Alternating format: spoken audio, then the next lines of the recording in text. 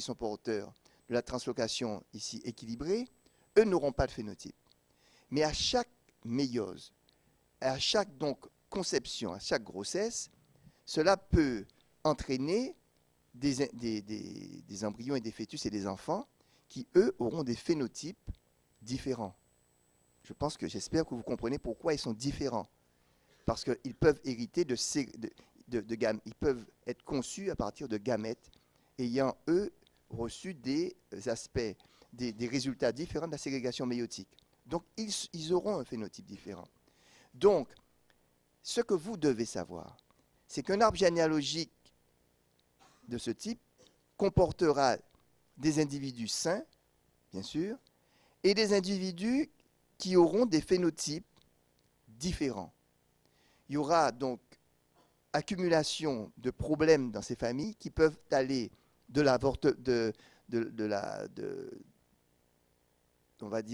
mort fétale in utero précoce, très précoce, tardive, parce que ça dépend de l'anomalie, à l'existence de personnes qui vont naître avec des retards mentaux et des malformations, avec mais des tableaux cliniques différents. Celui-là pourrait avoir une malformation cardiaque, l'autre une malformation du système nerveux central, etc. Donc, récurrence de phénotypes anormaux, mais différents. Si vous avez ça, ça signe en fait une très grande probabilité, un arbre généalogique de ce type, d'avoir une anomalie chromosomique équilibrée dans la famille. Alors, j'anticipe par exemple une question. Si vous avez ça dans une famille, d'ailleurs je vous pose la question d'ailleurs, je vous donne un arbre généalogique comme ça, et je vous dis devant ça, qu'est-ce que vous faites comme premier examen de cytogénétique? Vous me dites quoi? CGH arrêt, une fiche, un karyotype, vous faites quoi? Pardon? Pas. La fiche? Mais pourquoi la fiche?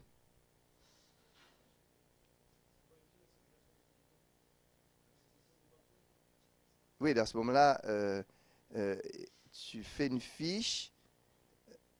Donc, ok, donc tu prends quel chromosome? Des sondes de quel chromosome? D'accord, donc tu fais une multifiche. Je suis prêt à accepter ça. Enfin, ça, c'est un peu un rouleau compresseur pour écraser une mouche. Hein.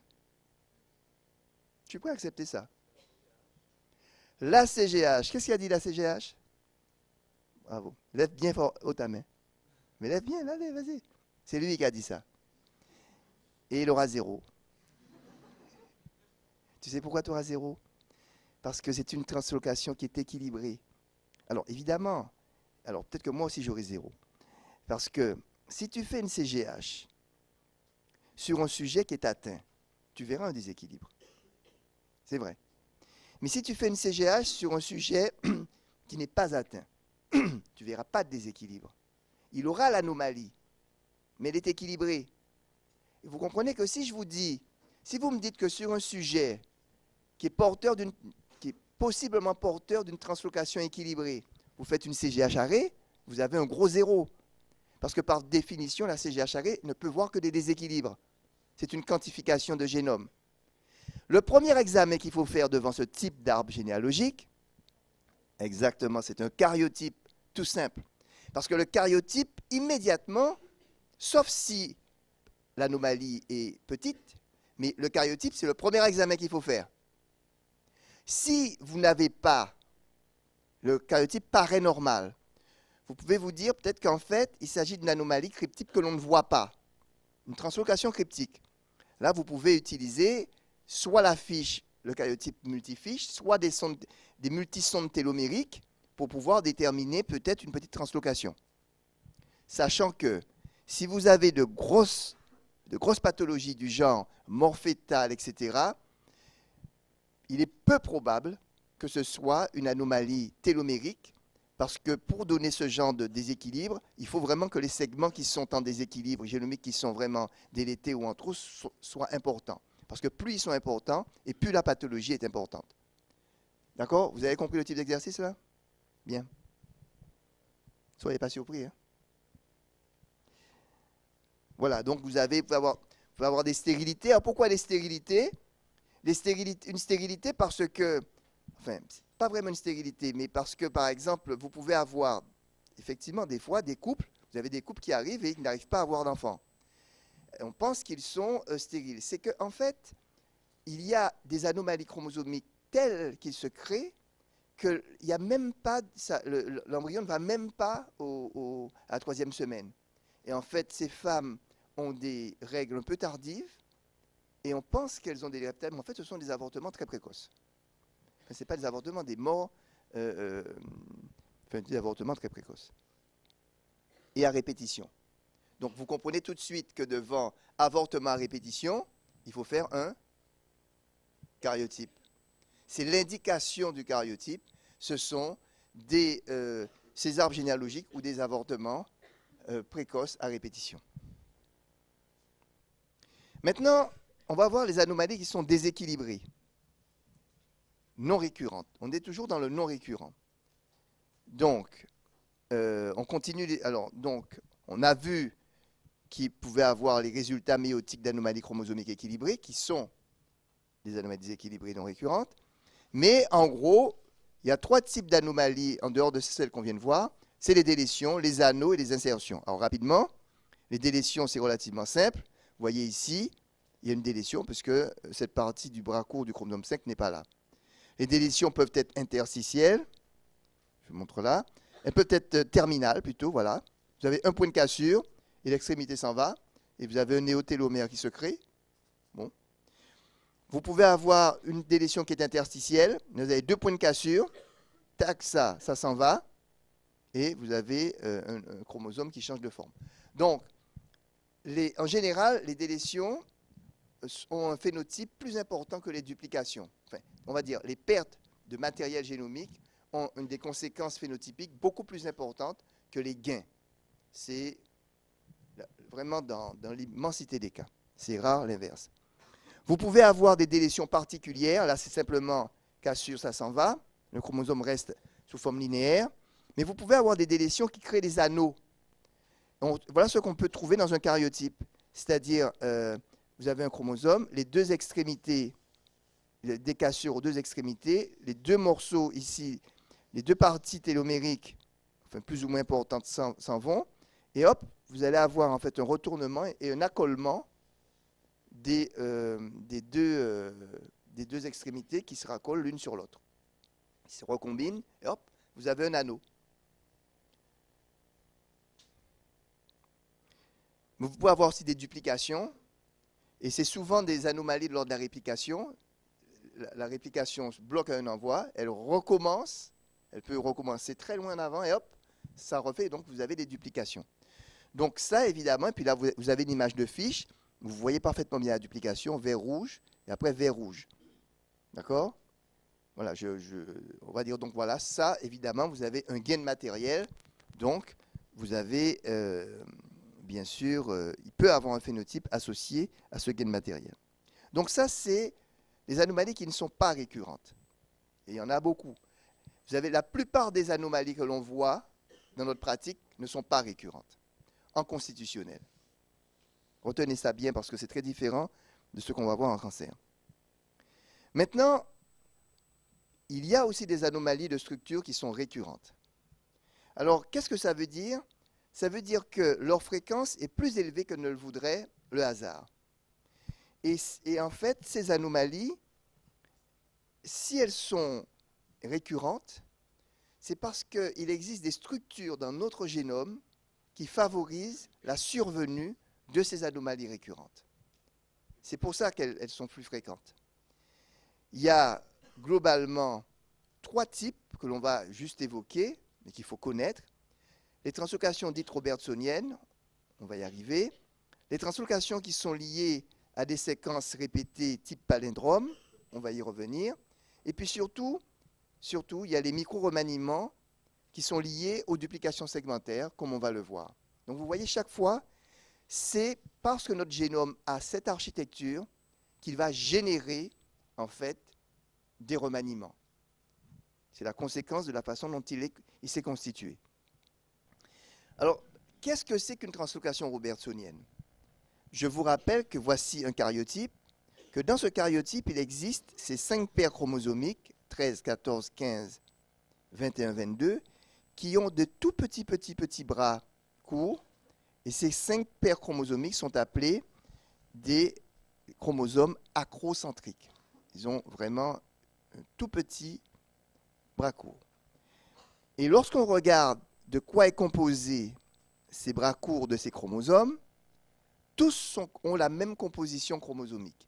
Il y a des séquences répétées qui ne sont pas intéressantes pour ce que l'on dit là actuellement, séquences satellites, mais il existe, au milieu de ces bras courts, les séquences d'ADN qui codent pour l'ARN ribosomal, pour les ribosomes.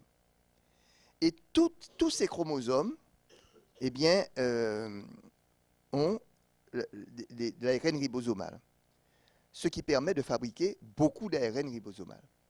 D'ailleurs, lorsque vous prenez par exemple un noyau, c'est lorsque ces chromosomes se mettent à peu près, ils peuvent être ensemble, et lorsqu'il existe une traduction importante de cet ARN ribosomal, ça donne une coloration particulière au noyau qu'on appelle le nucléole. Bon. Dans la mesure où ils ont le même type de séquence, lors de la méiose, elles peuvent se recombiner entre elles.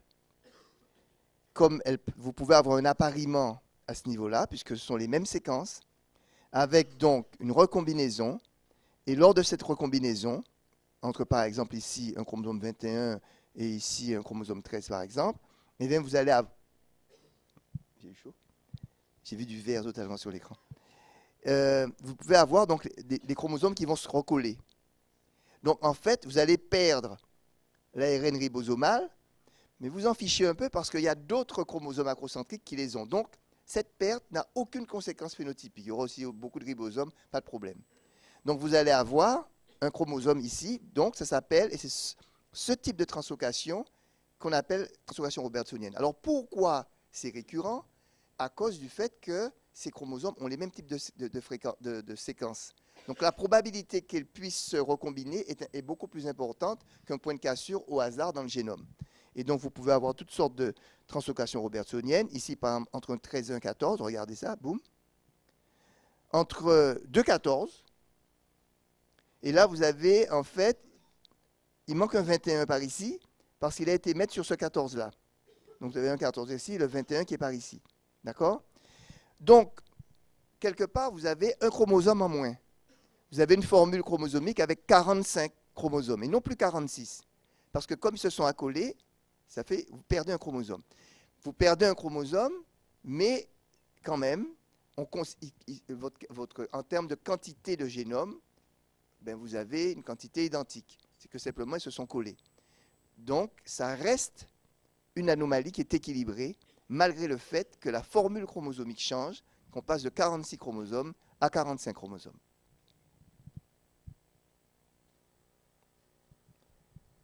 Autre type de translocation, on va dire, récurrente, eh bien, c'est le fait qu'il existe dans notre génome, il n'y en a pas beaucoup, mais des séquences du type palindrome. Alors, le palindrome, c'est une séquence qu'on peut lire dans les deux sens. Dans la mesure où on peut lire dans les deux sens, ce sont des séquences qui peuvent faire des structures, elles peuvent se réassembler tout de suite entre elles, former des sortes de croix de ce type, ce qui va favoriser en fait les cassures. Alors je vous rappelle que ces séquences, eh bien, c'est elles font partie des séquences qui se réassocient très rapidement, ce qu'on a vu lors du premier cours, lors des expériences de dénaturation, renaturation. Alors il en existe qui sont pratiquement identiques entre le chromosome 22, le chromosome 11, mais également au niveau des chromosomes 17. Et il y en a quelques-unes comme ça. Elles sont très caractéristiques des primates. Elles n'existent pas en fait, elles n'existent pas sous cette forme chez d'autres mammifères. Et donc vous les voyez comme ça, c'est-à-dire que vous avez de grandes séquences qui peuvent carrément se réassocier. Ici, ce sont des stretches de AT qui peuvent se réassocier, former donc ces figures en croix telles que je vous le dis, et donc occasionner des cassures lors de la réplication par exemple.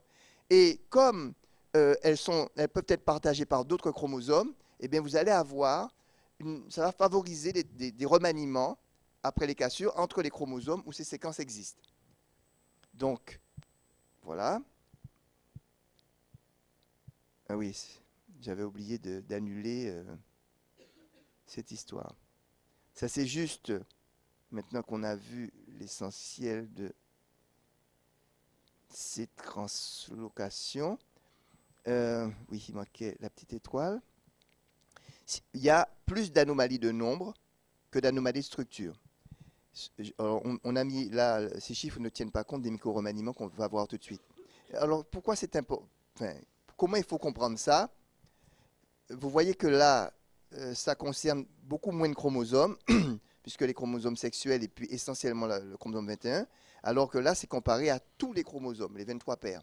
Donc, globalement, en proportion à la naissance, le nombre d'anomalies liées au nombre de chromosomes est beaucoup plus important que celui lié aux anomalies de structure.